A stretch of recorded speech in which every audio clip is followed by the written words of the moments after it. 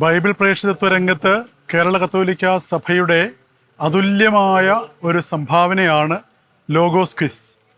2000 ആണ്ടിൽ ആരംഭിച്ച് ഇപ്പോൾ 25 വർഷങ്ങൾ പൂർത്തിയാക്കി.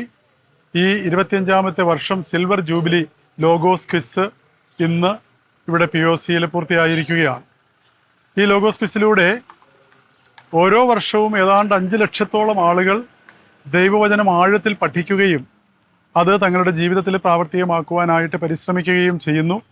അങ്ങനെ നോക്കുമ്പോൾ 25 വർഷം കൊണ്ട് കോടാനുകോടി മനുഷ്യരിലേക്ക് ഈ ബൈബിളിൻ്റെ ആന്തരിക സന്ദേശം, സുവിശേഷങ്ങളുടെ സന്ദേശം എത്തിക്കുവാനായിട്ട് സാധിച്ചു എന്നുള്ളത് വളരെ ശ്ലാഘനീയമായ ഒരു കാര്യമാണ്. കേരള കാത്തലിക് ബൈബിൾ സൊസൈറ്റിയും KCBC ബൈബിൾ കമ്മീഷനും സംയുക്തമായിട്ടാണ് ലോഗോസ് പ്രവർത്തനങ്ങൾക്ക് നേതൃത്വം കൊടുക്കുന്നത്. അവരെ പ്രത്യേകമായിട്ട് അഭിനന്ദിക്കുന്നു. അതുപോലെ ഈ എല്ലാ രൂപതകളും 32 രൂപതകളും ലോഗോസിൻ്റെ പ്രവർത്തനങ്ങൾക്കായിട്ട് ബൈബിൾ അപ്പോസ്റ്റലേറ്റ് ഡയറക്ടേഴ്സ് വഴി പ്രവർത്തിക്കുന്നു. ഈ 5 ലക്ഷത്തോളം വരുന്ന ആളുകളെ പരീക്ഷയ്ക്ക് ഒരുക്കുകയും പരീക്ഷകൾ ഭംഗിയായിട്ട് നടത്തുകയും ഒക്കെ ചെയ്യുവാനായിട്ട് പരിശ്രമിക്കുന്ന, സഹായിക്കുന്ന എല്ലാവരെയും അഭിനന്ദിച്ചുകൊണ്ട് ഈ ജൂബിലി വർഷത്തിൻ്റെ എല്ലാ മംഗളങ്ങളും ലോഗോസ് പ്രതിഭകൾക്കും ലോഗോസ് പരീക്ഷകൾ എഴുതിയവർക്കും ലോഗോസുമായിട്ട് ബന്ധപ്പെട്ട എല്ലാവർക്കും ആശംസിച്ചുകൊള്ളും.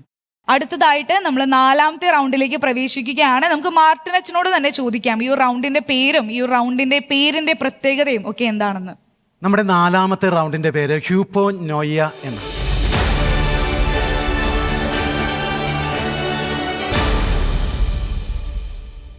ഒരു രസകരമായ ഒരു പേര് തന്നെയാണ്. ബൈബിൾ വ്യാഖ്യാനത്തിലൊക്കെ കടന്നു വരുന്നൊരു പദമാണ്.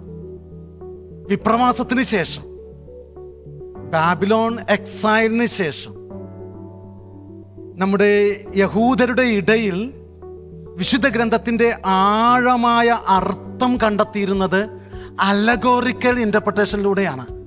അലങ്കാര അല്ലെങ്കിൽ ദൃഷ്ടാന്തപരമായ രീതിയിലൊക്കെ ആയിരുന്നു. ഈ അലഗോറിക്കൽ ഇൻ്റർപ്രിട്ടേഷനിലൂടെ വചനഭാഗത്തിൻ്റെ ആഴമായ അർത്ഥം കണ്ടെത്താൻ ശ്രമിക്കുന്ന ഒരു രീതിയാണ് ശരിക്കും പറഞ്ഞാൽ ഹിപ്പോനോയ്യ എന്നറിയപ്പെടുന്നത്. ആഴത്തിലേക്ക് നമ്മൾ പോകണം. വചനം അതിൻ്റെ ആഴത്തിലേക്ക് പോയാൽ മാത്രമേ അതിൻ്റെ വ്യക്തമായ പൊരുൾ നമുക്കുണ്ടാവുകയുള്ളൂ. അത് കിട്ടുകയും ചെയ്യുന്നത് അങ്ങനെയാണ്. അപ്പോൾ ഈ റൗണ്ടിൻ്റെ പ്രത്യേകത എന്ന് പറയുന്നത്, ഈ റൗണ്ട് 15 മാർക്കുള്ള ഒരു റൗണ്ടാണ്. ഒരു ചോദ്യം നമ്മൾ ചോദിക്കും, നേരിട്ട് ഉത്തരം പറഞ്ഞാൽ 15 മാർക്ക്. ഇനി ഓപ്ഷൻ വേണം എന്ന് പറഞ്ഞാലോ, ഓപ്ഷൻ ഇട്ട് കൊടുക്കും. 4 ഓപ്ഷൻ തരുന്നതാണ്. ആ 4 ഓപ്ഷനിൽ നിന്നും ഉത്തരം പറയുകയാണെങ്കിൽ അത് 10 മാർക്ക് കിട്ടും. ഇനി അതിൽ നിന്ന് 50-50 വേണമെന്ന് പറഞ്ഞാലോ, ആ 50-50 നിന്ന് ഉത്തരം പറഞ്ഞാൽ 5 മാർക്ക് കിട്ടും എന്നതാണ്. നേരിട്ട് ഓപ്ഷൻ 50-50. നോക്കുക, നമ്മളിങ്ങനെ ആഴത്തിലേക്ക് ഇങ്ങനെ പോവുകയാണ്. ആഴത്തിലേക്ക് ചെന്ന് കഴിഞ്ഞുള്ള ഉത്തരം അത് ഒറ്റ വായനയിൽ ചിലപ്പോൾ ചിലർക്ക് ആഴത്തിലെ ഉത്തരം കിട്ടും, ചിലർക്ക് അടരുകൾ അതിങ്ങനെ മാറ്റി മാറ്റി ചെല്ലുമ്പോൾ ആഴത്തിലേക്ക് പോകാൻ സാധിക്കും. അങ്ങനെയുള്ളൊരു വായന കൂടി വിശുദ്ധ ഗ്രന്ഥത്തിനുണ്ട് കേട്ടോ. അതാണ് ഈ ഹ്യൂപ്പോനോയ്യ എന്ന പദത്തിലൂടെയും ഈ റൗണ്ടിൻ്റെ പ്രത്യേകതയായിട്ടും നമ്മൾ കൊണ്ടുവരുന്നത്. ഇനി എവിടെ നിന്നാണ് ഈ റൗണ്ട് തുടങ്ങേണ്ടത് എന്നത് നമ്മുടെ അമീഷ നമുക്ക് പറഞ്ഞു തരുന്നതായിരിക്കും. അപ്പോൾ മാർട്ടിനച്ചൻ പറഞ്ഞതുപോലെ തന്നെ ഈ ഒരു റൗണ്ടിൻ്റെ നിയമാവലി നിങ്ങൾക്ക് മനസ്സിലായി എന്ന് വിശ്വസിക്കുന്നു. നമ്മൾ ആൻറ്റി ക്ലോക്ക് വൈസ് ആയിട്ടായിരിക്കും ഈ ഒരു റൗണ്ടിൽ ചോദ്യങ്ങൾ ചോദിക്കുന്നത്. പ്രത്യേകം ശ്രദ്ധിക്കുക, ഈ ഒരു റൗണ്ടിൽ പാസിംഗ് ഉണ്ടായിരിക്കുന്നതല്ല. എല്ലാവർക്കും മനസ്സിലായി എന്ന് വിശ്വസിക്കുന്നു. അപ്പോൾ അധികം വൈകാതെ തന്നെ നമുക്ക് റൗണ്ട് 4ലേക്ക് പ്രവേശിക്കാം. നമ്മൾ ഏത് ആന്റി ക്ലോക്ക് വൈസ് ആണ്? ആന്റി ക്ലോക്ക് വൈസ് നമ്മൾ ആന്റി ക്ലോക്ക് വൈസ് ആയിട്ടാണ് സ്റ്റാർട്ട് ചെയ്യുന്നത്. അപ്പോൾ ജൊഹാനിൽ നിന്നായിരിക്കും നമ്മൾ ഈ ഒരു റൗണ്ട് സ്റ്റാർട്ട് ചെയ്യാൻ പോകുന്നത്. ജൊഹാൻ റെഡിയാണോ? ആണ്. ചോദ്യം കേട്ട് കഴിഞ്ഞാൽ അത് നേരിട്ട് ഉത്തരം പറഞ്ഞാൽ ഓപ്ഷൻ ഒന്നും വേണ്ടെങ്കിൽ മോന് 15 മാർക്ക് കിട്ടും കേട്ടോ. ഓപ്ഷൻ വേണമെങ്കിൽ ആലോചിച്ചിട്ട് പറഞ്ഞാൽ മതി. അധിക സമയം എടുക്കാൻ നമ്മൾക്ക് അനുവാദമില്ല. ഓക്കെ, നമ്മുടെ ജൂറിമാർ അങ്ങനെയാണ് പറഞ്ഞിരിക്കുന്നത്. So here we go. ഭാര്യമാരെ ലഭിച്ചതിന് ശേഷം ബെഞ്ചമിൻ ഗോത്രം എവിടെയാണ് വസിച്ചത്? തങ്ങൾക്ക് അവകാശമായി ലഭിച്ച സ്ഥലത്ത്. തങ്ങൾക്ക് അവകാശമായി ലഭിച്ച സ്ഥലത്ത് എന്നാണ് ജോഹാൻ പറഞ്ഞിരിക്കുന്നത്. ഓക്കെ, നോക്കുക, നമുക്കത് എങ്ങനെയാണ് അവിടെ ഉത്തരം എങ്ങനെയാണെന്ന് നമുക്ക് നോക്കാം. എങ്ങനെയായിരിക്കും നോക്കാം. ഒരു ഓപ്ഷൻ ഇപ്പോൾ ചോദിച്ചു കഴിഞ്ഞാൽ ഇത്രയുമാണ് കിട്ടിയിരിക്കുന്നത്. ഇതിൽ ജോഹാൻ പറഞ്ഞതുണ്ടോ? ആകാശപട്ടണം. ഉണ്ട്. ജോഹാൻ പറഞ്ഞതുണ്ട് എന്നതുകൊണ്ട് തന്നെ നമുക്ക് അടുത്തത് നോക്കാം എങ്ങനെയായിരിക്കും. ഓക്കെ, അടുത്തത് അവകാശ പട്ടണം എന്നുമുണ്ട്. യാബേഷ് ഗിലയാദ് എന്ന ഒരു സ്ഥലത്തിൻ്റെ പേരുമുണ്ട്. ഇതാണ് നമ്മൾ നോക്കേണ്ടത്. ഇവിടെ യാബേഷ് ഗിലയാദാണോ അവകാശ പട്ടണമാണോ? Are you sure? Yes. Sure ആണോ? യെസ്. അവകാശ പട്ടണം എന്ന് തന്നെയാണ്. ഏത് വചനമായിരിക്കും? 21-ാം അധ്യായത്തില് ന്യായാധിപന്മാർ 21:24. അവസാനത്തെ വചനം. 25 കൊണ്ട് തീരുകയാ അല്ലേ? 25 കൊണ്ട് തീരുകയാണ്. 24-ാമത്തെ വചനത്തിലാണ്. നോക്കുക, ഉത്തരം ശരിയാണ്. വലിയൊരു കൈയടി കൊടുക്കുക. 23-ലാണ്. 23 അവകാശ പട്ടണം. അവരുടെ അവകാശ പട്ടണത്തിലാണ് അവര് ഭാര്യമാരുമായിട്ട് പോയത് എന്ന് പറയുന്നു. സി ഹൗ ബ്യൂട്ടിഫുള്ളി, ഹൗ സ്പോണ്ടാനിയസ്ലി ആ ഉത്തരമെല്ലാം ഇങ്ങനെ വരുന്നത് കണ്ടു. ഇത് പരിശുദ്ധാത്മാവിൻ്റെ പ്രവർത്തനമാണ്. ഇവരിലെല്ലാവരിലും അങ്ങനെ ഒരു നിറവുണ്ട്. അതുകൊണ്ട് തന്നെയാണ് നിങ്ങൾ നിങ്ങളുടേതായിട്ടുള്ള വേറെ ചിന്തകളിലൂടെ കടന്നു പോകരുത്. ടെൻഷൻ വേണ്ട, വേറെ ചിന്തകളൊന്നും വേണ്ട. പരിശുദ്ധാത്മാവ് നിങ്ങളിൽ പ്രവർത്തിക്കുന്നുണ്ട്. വചനം ഇങ്ങനെ നല്ലതുപോലെ നിങ്ങളുടെ ഉള്ളിലുണ്ട് എന്നതുകൊണ്ടാണ്. അതിനാൽ ടെൻഷനൊന്നും വേണ്ട. നമ്മൾക്ക് ജോഹാന് ഈ 15 മാർക്ക് ഫുൾ മാർക്കും കിട്ടിയതായി അറിയിക്കുകയാണ്. വലിയൊരു കൈയടി കൊടുക്കുക. അടുത്ത ചോദ്യം നിഫി പോളിനോടാണ്. റെഡിയാണോ? Let's go. ഏതാണ് നീതിയും നീതീകരണവും പ്രതിപാദ്യമാകുന്ന ഉപമ?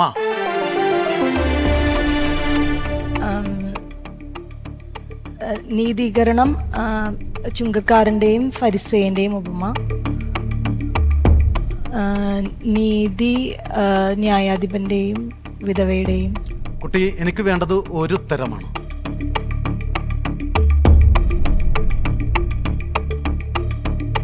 ചോദ്യം അതാണ്. ഏതാണ്?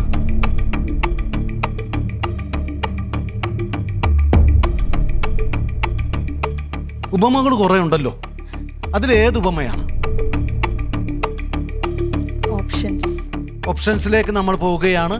ഓപ്ഷൻസ് ഇത്രയുണ്ട്. ഫരിസേനും ചുങ്കക്കാരനും, ന്യായാധിപനും വിധവയും, 10 നാണയങ്ങളുടെ ഉപമ, മുന്തിരിത്തോട്ടവും കൂലിക്കാരനും. ഇതിലേത് ഉപമയാണ് നീതിയും നീതീകരണവും പ്രതിപാദ്യമാകുന്നത്? ഫരിസേനും ചുങ്കക്കാരനും. എന്താ മോളെ? ഫരിസേനും ചുങ്കക്കാരനും. ഫരിസേനും ചുങ്കക്കാരനും ആണ് ഉത്തരമെന്നാണ് പറയുന്നത്. നമുക്ക് നോക്കാം എങ്ങനെയാണ് നമ്മുടെ ഗുരുജി എന്ത് പറയുന്നു എന്ന് നമുക്ക് നോക്കാം. നോക്കുക, ഇവിടെ അടുത്ത ഓപ്ഷനിൽ എന്താണ്? ഇത് വന്നിട്ടുണ്ട്. ഫരിസേനും ചുങ്കക്കാരനും വന്നിട്ടുണ്ട്, ന്യായാധിപനും വിധവയും വന്നിട്ടുണ്ട്. അപ്പോൾ രണ്ടും ആദ്യം പറഞ്ഞതാ അല്ലേ? രണ്ടും പറഞ്ഞത്. അപ്പോൾ ഏതായിരിക്കും എന്നതാണ് നമ്മൾ നോക്കേണ്ടത്. ന്യായാധിപനും വിധവയും ആയിരിക്കോ? ആണോ? നീതീകരിക്കപ്പെട്ടവൻ ഫരിസേനുമാണ്. ആ, അപ്പോൾ ആ ഉപമ ആർക്ക് വേണ്ടിയാണ് അത് പറയുന്നത്? തങ്ങൾ നീതിമാന്മാരാണെന്ന് വിചാരിക്കുന്നവരുടെ. അപ്പോൾ ഏതാണ് ഈ വിഷയം വന്നിക്കുന്നത്? ഫരിസേനും ചുങ്കക്കാരനും. അതാണ് ഉത്തരം. ഫരിസേനും ചുങ്കക്കാരനുമാണ് ഉത്തരം. എല്ലാവരും വലിയൊരു കൈയടി കൊടുക്കുക. അപ്പോൾ 15 മാർക്ക് ഇല്ല, 10 മാർക്ക്. 10 മാർക്ക് സുന്ദരമായിട്ട് നേടിയിരിക്കുകയാണ്. ജോഹാനാണ് 15 മാർക്ക് മേടിച്ചത്. 10 മാർക്ക് നിഫി പോൾ നേടിയിരിക്കുകയാണ്. ഇനി അടുത്ത ആളിലേക്ക് പോവുകയാണ്. ആനി ജോർജിനാണ്. ചോദ്യം ഇതാണ്. ഹെസക്കിയായെ ആക്രമിച്ച സെന്നാകെരീബിന്റെ രാജ്യം ഏത്? ഇത്തിരി വിട്ടുപോയിട്ടുണ്ട്, അവിടെ വലുതാക്കിയപ്പോൾ സംഭവിച്ചത്. എന്തോ? അസീറിയ. ഉത്തരം ഉറപ്പാണോ? ഡെഫിനിറ്റ്. ഓക്കെ, അന്ന് നമുക്കൊന്ന് നോക്കാം. അസീറിയ തന്നെയാണോ? അസീറിയ വന്നിട്ടുണ്ടോ? അസീറിയ ഇവിടെ വന്നിട്ടുണ്ട്. അസീറിയ വന്നിട്ടുണ്ട്. ഈജിപ്ത്, ബാബിലോൺ, അസീറിയ, പേർഷ്യ എന്നാണ് കാണുന്നത്. അപ്പോൾ നോക്കാം, അതിൽ അടുത്ത ഓപ്ഷൻ ഏതാണ്? അസീറിയ അവിടെ വരുമോ ഇല്ലത് എന്നാണ്. ഉറപ്പാണോ ആനി ജോർജ്? ഉറപ്പാണല്ലേ? അപ്പോൾ ചരിത്രമൊക്കെ വളരെ വ്യക്തമായിട്ട് അറിയാവുന്നത് കൊണ്ട് തന്നെ ഇവിടെയും വന്നിട്ടുണ്ട്. ബാബിലോൺ ആകാൻ ഒരു സാധ്യത ഉണ്ടല്ലോ. ഹെസക്കിയുടെ സമയത്ത് ബാബിലോൺ പ്രബലമായി കൊണ്ടിരിക്കുകയാ. എന്തു തോന്നുന്നു? രാജാക്കന്മാരുടെ രണ്ടാമത്തെ പുസ്തകം 18-ാമത്തെ അധ്യായത്തിലൊക്കെ നമ്മൾക്ക് ഏകദേശം അസീറിയ തന്നെയാണെന്നാണ് പറയുന്നത്. അസീറിയ തന്നെയാണെങ്കിൽ അസീറിയയാണ്. വലിയൊരു കയ്യടി കൊടുക്കുക ആനി ജോർജിന്, വലിയൊരു കയ്യടി കൊടുക്കുക. അസീറിയയാണ് ഉത്തരം. ഇനി ഹെസക്കിയെ ആക്രമിച്ച സെന്നാകരീബിന്റെ രാജ്യം ഏതെന്നായിരുന്നു? അത് അസീറിയ. വളരെ വ്യക്തമായിട്ട് അത് ഹൃദയത്തിൽ കൊണ്ട് 15 മാർക്കാണ് നമ്മുടെ ആനി ജോർജിന് ലഭിച്ചിരിക്കുന്നത്. 15 മാർക്ക്. ഒരു കയ്യടി നമുക്ക് കൊടുക്കണം. ഒരു കയ്യടി. അടുത്ത ചോദ്യം ഷിബു തോമസിനോടാണ്. ചോദ്യം ഇതാണ്: വിശ്വാസികൾ അവരുടെ സമയത്തെ എങ്ങനെ വിനിയോഗിക്കണമെന്നാണ് പൗലോസ് അപ്പോസ്തലൻ പറയുന്നത്?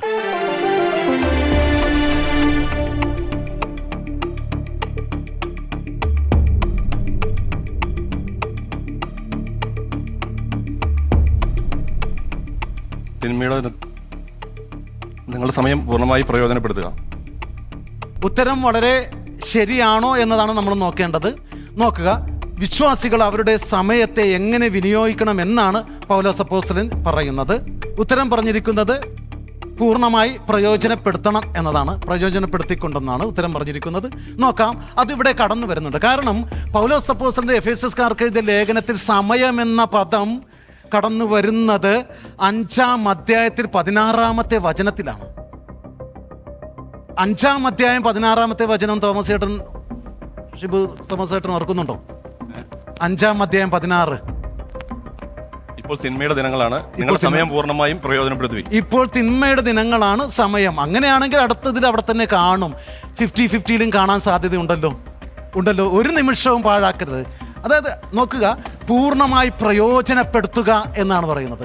അങ്ങനെയാണെങ്കിൽ ഉത്തരം ശരിയാണ്. 15 മാർക്ക് പൂർണ്ണമായി നേടിയിരിക്കുകയാണ്. പൂർണ്ണമായി പ്രയോജനപ്പെടുത്തിക്കൊണ്ട്. തിന്മയുടെ ദിനങ്ങളാണിപ്പോൾ, അതിനാൽ നിങ്ങളുടെ സമയം പാഴാക്കരുത്. പൂർണ്ണമായി പ്രയോജനപ്പെടുത്തുക എന്നാണ് പൗലോസ് അപ്പോസ്തലൻ പറയുന്നത്. ഷിബു തോമസിന് 15 മാർക്ക് ലഭിച്ചിരിക്കുന്നു. വലിയൊരു കയ്യടി കൊടുക്കുക. അടുത്ത ചോദ്യം ഷെർമി കാർമുവിനോടാണ്. ചോദ്യം ഇതാണ്: കൊമോഷും ദാഗോനും ആരുടെ ദേവന്മാരാണ്?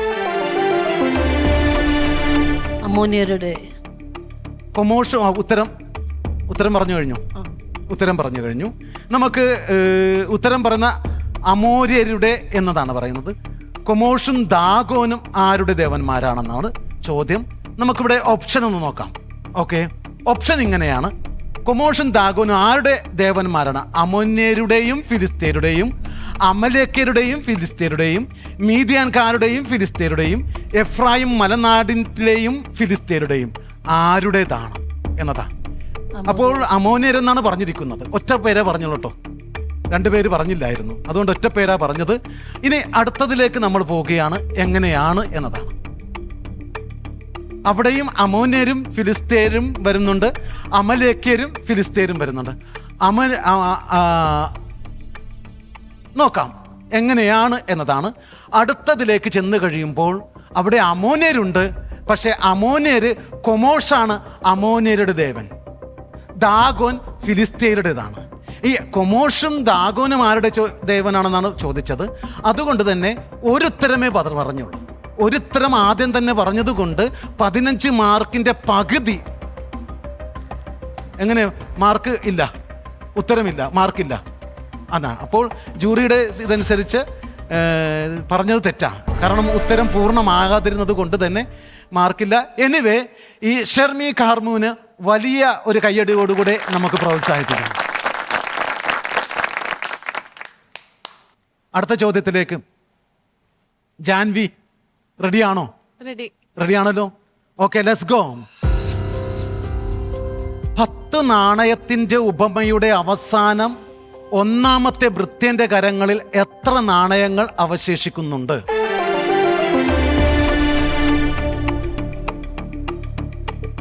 പതിനൊന്ന് നാണയങ്ങൾ. 11 നാണയങ്ങൾ. നമുക്ക് നോക്കാം ഉത്തരം ശരിയാണോ തെറ്റാണോ എന്ന കാര്യം നമുക്ക് നോക്കാം. അടുത്തതിലേക്ക് ചെന്ന് കഴിയുമ്പോൾ അവിടെ ഓപ്ഷനായിട്ട് നമ്മൾ കാണുന്നത് 10, 12, 20, 21 എന്ന്. അപ്പോൾ 11 അവിടെ വന്നിട്ടില്ലല്ലോ കൂട്ടാ, അവിടെ 11 വന്നിട്ടില്ല. എങ്ങനെയാണോ നോക്കാം ഏതായിരിക്കും അപ്പോൾ ഇതിൻ്റെ അകത്ത് ഏതാകാനായിരിക്കും സാധ്യത? എങ്ങനെയാണെങ്കിൽ 10 നാണയങ്ങൾ. ഇല്ല കൂട്ടാ, ചോദ്യം എങ്ങനെ? നാണയങ്ങളുടെ ഉപമയുടെ അവസാനം ഒന്നാമത്തെ ഭൃത്യന്റെ കരങ്ങളിൽ എത്ര നാണയങ്ങളുണ്ടാവും? ഒരു നാണയമാണ് കൊടുത്തത്. ആ ഒരു നാണയത്തെ 10 അവൻ വർദ്ധിപ്പിച്ചു അല്ലേ? അപ്പൊ 11 ഉണ്ട്. അവസാനം ഒന്നും വർദ്ധിപ്പിക്കാതിരുന്ന ഒരാളുടെ നാണയം എടുത്തും കൊടുത്തു. അപ്പൊ എത്രയായി? 12 നാണയം അവസാനം ഉണ്ടാകും. ഒരു സംശയം, അതായത് അവസാനം യജമാനൻ പറയുന്നുണ്ട്, എടുത്ത് കൊടുക്കുന്ന കാര്യം പറയുമ്പോ അവന് കൊടുക്കണോന്ന് ചോദിക്കുന്നേ ഉള്ളൂ, കൊടുത്തതായിട്ട് പറയുന്നില്ലല്ലോ. യജമാനൻ കൊടുക്കാൻ പറഞ്ഞിട്ടുണ്ടെങ്കിൽ അതിന് ഒരു അഫർമേറ്റീവ് എലമെന്റ് ഉണ്ട് അവിടെ. യജമാനനാണ് പറഞ്ഞിരിക്കുന്നത്. അതാണ് നമ്മൾ വായനയുടെ ആഴങ്ങളിലേക്ക് പോകുന്ന എന്ന സംഗതി എന്ന് പറയുന്നത്. അത് ഈ ഞാൻ ഇപ്പോൾ പുറത്ത് മഴയാണട്ടോ എന്ന് ഞാൻ പറഞ്ഞു കഴിഞ്ഞിട്ടുണ്ടെങ്കിൽ അതൊരു അഫർമേറ്റീവാണ്. പുറത്ത് മഴയാണട്ടോ, അതിൻ്റെ ആഴമായ അർത്ഥം എന്താണ്? പോകണ്ട, ഇവിടെ ഇരുന്നോ എന്നാ ഒന്ന്. അതൊരു നെഗറ്റീവ് മീനിങ്. രണ്ടാമത്തെ എന്താണ്? കുടയെടുത്തു കൊള്ളണം, പോകുന്നുണ്ടെങ്കിൽ കുടയുമായിട്ട് പോകുക. മൂന്നാമത്തെ അർത്ഥം എന്തായിരിക്കും? മഴ മാറിയതിന് ശേഷം പോയാൽ മതി. ഇങ്ങനെയാണ് ഒരു അഫർമേറ്റീവ് സെന്റൻസ്. വെറുതെ പുറത്ത് മഴയാണട്ടോ എന്നേ പറഞ്ഞുള്ളല്ലോ. ബൈബിൾ വായനയിൽ അതിൻ്റെ ആഴമായ തലത്തിലേക്ക് ചെല്ലുമ്പോഴാണ് ഇങ്ങനെയുള്ള തലങ്ങൾ കിട്ടുന്നത്. പറഞ്ഞില്ലല്ലോ അതുകൊണ്ടാണ് എന്ന് വ്യാഖ്യാനം വരരുത്. ഓക്കെ, അതുകൊണ്ടാണ് ഉത്തരം 12 എന്ന് പറയുന്നത്. ഉത്തരം 12 ആണ്. വലിയൊരു കയ്യടി കൊടുക്കുക. ജാൻവി തെറ്റാണ് പറഞ്ഞെങ്കിൽ തന്നെയും ഇനിയും അവസരമുണ്ട്. ഓക്കെ, വലിയൊരു കയ്യടി ഒരു ശുഷ്കമായി പോകുന്നു. ഹ്യൂപ്പോനോയിയ എന്ന നമ്മുടെ 4ാമത്തെ റൗണ്ട് അവസാനിച്ചിരിക്കുകയാണ്. എല്ലാവർക്കും കിട്ടിയിരിക്കുന്ന മാർക്കും അമീഷ നമ്മളെ വെളിപ്പെടുത്തി തരുന്നതായിരിക്കും. അമീഷ, അങ്ങനെ നമ്മുടെ ലോഗോസ് ക്യൂസ് പ്രതിഭാ മത്സരത്തിന്റെ 4ാമത്തെ റൗണ്ടും ഇവിടെ അവസാനിക്കുകയാണ്. നമ്മുടെ 4ാമത്തെ റൗണ്ട് എങ്ങനെ ഉണ്ടായിരുന്നു എന്ന് നമുക്ക് നമ്മുടെ കണ്ടസ്റ്റൻസിനോട് തന്നെ ഒന്ന് ചോദിക്കാം. ഒരിത്തിരി കൺഫ്യൂസിങ് ആയിരുന്നു എന്ന് തോന്നുന്നു. എങ്ങനെയുണ്ടായിരുന്നു ഈ ഒരു റൗണ്ട് എല്ലാവർക്കും? ചെറു പുഞ്ചിരിയോടെ മാത്രമേ അവർക്ക് ആൻസർ പറയാനായിട്ട് സാധിക്കുന്നുള്ളൂ. സന്തോഷത്തോടെ ആയിരിക്കും എല്ലാവരും. ടെൻഷനൊന്നും വേണ്ട. നമ്മൾ ഓൾറെഡി പറഞ്ഞു ഈ റൗണ്ടിൽ സ്കോർ ചെയ്യാൻ സാധിച്ചില്ലെങ്കിലും നിങ്ങൾ ആരും വിഷമിക്കരുത്. ഇനി വരും റൗണ്ടുകളിൽ നമുക്ക് സ്കോർ ചെയ്യാനായിട്ട് സാധിക്കട്ടെ എന്ന് ഒത്തിരി സ്നേഹത്തോടെ പ്രാർത്ഥിക്കുന്നു. മാർട്ടിൻ അച്ഛാ, നമുക്ക് അവരുടെ സ്കോർ കണ്ടാലോ? ഓക്കെ, അങ്ങനെ നമ്മുടെ റൗണ്ട് 4 ഹ്യൂപ്പനോയി അവസാനിക്കുമ്പോൾ നമ്മുടെ സ്കോർ ബോർഡ് ഇങ്ങനെയാണ്. ജാൻവി ആൻഡ് ജോസി ഈ ഒരു റൗണ്ടിൽ സ്കോർ ചെയ്യാൻ സാധിച്ചിട്ടില്ല. എങ്കിലും നല്ലൊരു കയ്യടിയോടുകൂടെ തന്നെ നല്ലൊരു പ്രോത്സാഹനം ജാൻവിക്ക് അറിയിക്കുകയാണ്. ഷെർമി കാർമു ഈ ഒരു റൗണ്ടിൽ സ്കോർ ചെയ്യാൻ സാധിച്ചിട്ടില്ല. പക്ഷെ സാരമില്ല, ഇനി വരുന്ന റൗണ്ടുകളിലാണെങ്കിലും നമുക്ക് സ്കോർ ചെയ്യാൻ സാധിക്കട്ടെ എന്ന് പ്രാർത്ഥിക്കുന്നു. Shibu Thomas 15 mark, Annie George 15 mark, Nifi G Paul 10 mark, Johan N Binoy 15 mark.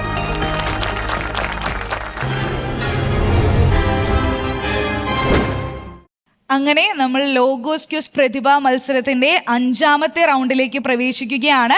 നമ്മുടെ 5ാമത്തെ റൗണ്ടിന്റെ പേരാണ് പെഷാത്ത് റൗണ്ട്.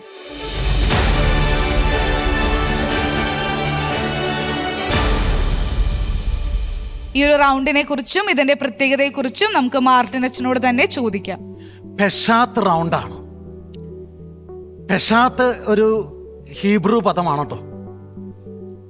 ഒരു വചനത്തിന് ഒത്തിരി അർത്ഥങ്ങൾ ഉണ്ടാകാം. ആ അർത്ഥങ്ങളിലേക്ക് കടന്നു ചെല്ലണമെങ്കിൽ അതിലെ വ്യക്തവും ലളിതവുമായ അർത്ഥം ഏതാണ്, അതാണ് പെഷാത്ത്. അതിലെ വ്യക്തവും ലളിതവുമായ അർത്ഥം. നമ്മളൊരു വചനം വായിച്ച് അത് ഒറ്റ വായനയിൽ നമുക്കൊരർത്ഥം ലഭിക്കുന്നുണ്ട്. ആ അർത്ഥത്തെയാണ് പെഷാത്ത് എന്ന് മിദ്രാഷ് റൈറ്റിങ്സിലൊക്കെ കാണാൻ സാധിക്കുന്നത്. നോക്കുക, ഇത് യഹൂദരുടെ ഇടയിൽ അറിയപ്പെടുന്ന ഒരു വ്യാഖ്യാന രീതിയാണ്. ഒറ്റ വായനയിൽ അതിൻ്റെ അർത്ഥം നമ്മൾ കണ്ടെത്തുന്നു, എന്നിട്ട് പതിയെ പതിയെ അതിൽ നിന്നും അതിൻ്റെ ആഴത്തിലേക്ക് പോകുന്നു. അങ്ങനെയുള്ള ഒരു റൗണ്ട് തന്നെയാണ് ഈ 5ാമത്തെ റൗണ്ടിലും നമ്മൾ ഉദ്ദേശിക്കുന്നത്. ഇത് എഴുത്താണ്, എഴുത്ത് റൗണ്ടാണ്. ഒരു ചോദ്യമുണ്ടാകും, ആ ചോദ്യത്തിനെ ആസ്പദമാക്കി മനോഹരമായിട്ട് നിങ്ങൾ എഴുതിത്തരും. അപ്പോൾ ഒന്നും കൂടി ഈ റൗണ്ടിൻ്റെ സിസ്റ്റം എന്തായിരിക്കും എന്നതിനെക്കുറിച്ച് അമീഷ നമ്മളോട് പറഞ്ഞു തരുന്നതായിരിക്കും. അച്ഛൻ സൂചിപ്പിച്ചതുപോലെ തന്നെ ഇത് നമ്മുടെ 5ാമത്തെ റൗണ്ടാണ്, പെഷാത്ത് റൗണ്ട്. ഒരു ചോദ്യം നിങ്ങൾക്ക് തരും, ആ ചോദ്യത്തിന് വ്യക്തമായ ഉത്തരം നിങ്ങൾ എഴുതി തരണം. 5 മിനിറ്റ് മാത്രമായിരിക്കും നിങ്ങൾക്ക് ലഭിക്കുന്നത്. അതിനുള്ളിൽ നിങ്ങൾ ഉത്തരം എഴുതി നമുക്ക് തരണം. നിങ്ങൾക്ക് 10 മാർക്കായിരിക്കും ഈ ഒരു റൗണ്ടിൽ ശരി ഉത്തരം അല്ലെങ്കിൽ വ്യക്തമായ ഉത്തരത്തിന് ലഭിക്കാൻ പോകുന്നത്. അപ്പോൾ നമുക്ക് ആ ഒരു റൗണ്ടിലേക്ക് പ്രവേശിച്ചാലോ ചാ? അവർക്കപ്പോൾ എഴുതാനുള്ള സാമഗ്രികൾ ഇപ്പോൾ കൊണ്ടുവരുന്നതാണ്.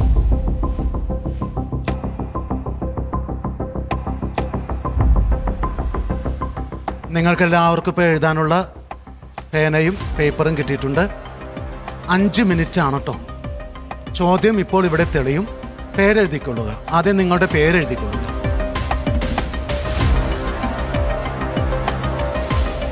ഓക്കെ, 5 മിനിറ്റാണ് സമയം. അപ്പോൾ 5 മിനിറ്റ് ഇവിടെ ടൈം തുടങ്ങുന്നതാണ്. അപ്പോൾ ഇതാ ചോദ്യം വരാൻ പോവുകയാണ്. ചോദ്യം ഇതാണ്: എഫേസോസ്കാർക്ക് എഴുതിയ ലേഖനത്തിലെ രഹസ്യം അഥവാ മിസ്റ്റീരിയോൻ എന്ന പദത്തിൻ്റെ ആവർത്തനവും അർത്ഥവും സന്ദർഭവും വ്യാഖ്യാനിക്കുക അല്ലെങ്കിൽ എഴുതുക. മിസ്റ്റീരിയോൺ, രഹസ്യം എന്ന പദത്തിൻ്റെ ആവർത്തനവും അർത്ഥവും സന്ദർഭവും.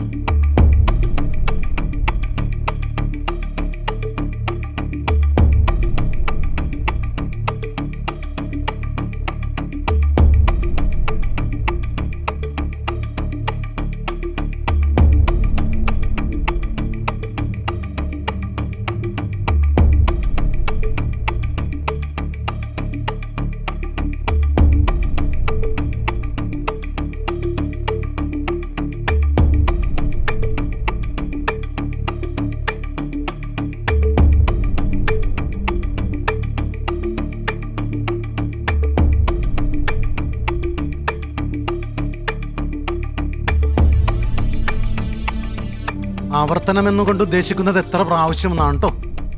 എത്ര പ്രാവശ്യം അവ കാണാൻ സാധിക്കും.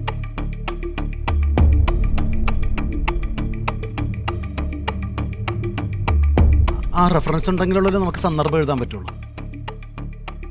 റെഫറൻസ് എഴുതണം, എന്നാലേ അത് പറ്റുള്ളൂ. ഏത് വചനഭാഗമാണ് എന്നും കൂടി എഴുതണം കേട്ടോ. എങ്കിൽ മാത്രമേ നമുക്ക് സന്ദർഭം എഴുതാൻ സാധിക്കുകയുള്ളൂ.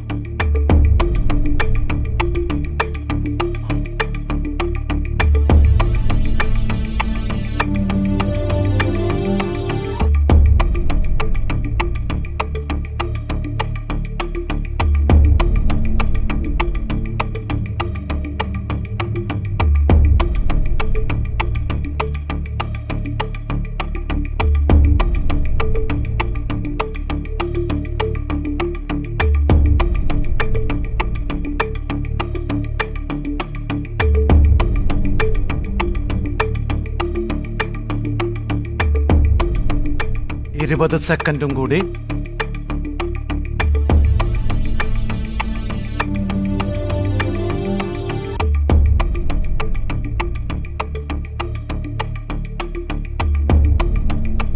അപ്പോൾ സമയം കഴിഞ്ഞിരിക്കുന്നു. എല്ലാവരും ടേബിളിലേക്ക്, നിങ്ങളുടെ മുമ്പിലെ ടേബിളിലേക്ക് ആ നിങ്ങളുടെ ആൻസർ ഷീറ്റ് എടുത്ത് വയ്ക്കുക. കുട്ടി മതി, വച്ചുകൊള്ളുക.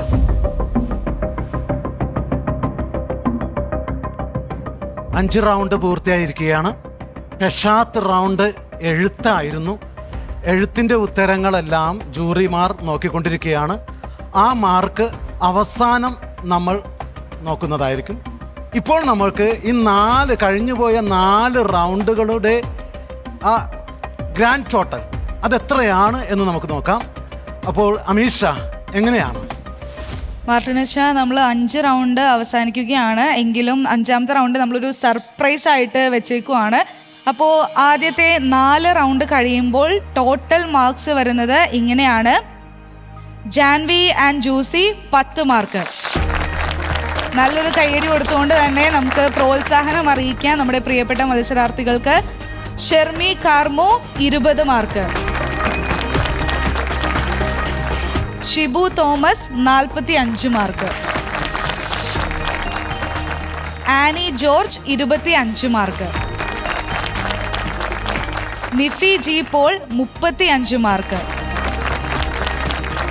Johan N Binoy 35 mark.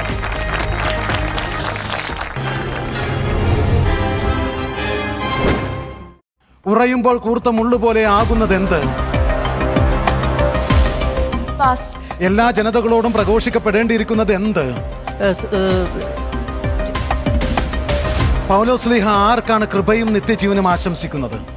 Ephesus.